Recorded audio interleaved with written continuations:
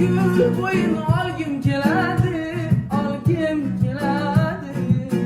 Osmonda oy bo'lib qolgim keladi, qolgim keladi. Tuni kun men o'zim yorim dilingni, yorim dilingni. Yoritgan nur bo'lib qolgim keladi, qolgim keladi. Shunaqa o'zgartirmaydi, yo'q. Qanday ayting? Chiqaring. Qaysi nota? Qanday cho'zib?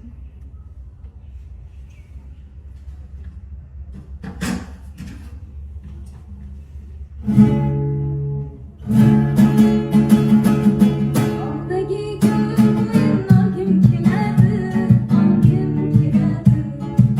Osmonda ay bo'lib qolgim keladi, qolgim keladi. Tuni kun men o'zim yorim dilingni, yorim dilingni. Yoritgan nur bo'lib qolgim keladi, qolgim keladi. Seni ko'rgim kelar, yoningda bo'lgim kelar. Men sening yuragingga aylanib qolgim kelar. Seni ko'rgim kelar, yoningda bo'lgim kelar. Men sening yuragingga aylanib qolgim kelar. Shunaqa aytiladimi? O'zgartirmay aytinglar boshqa.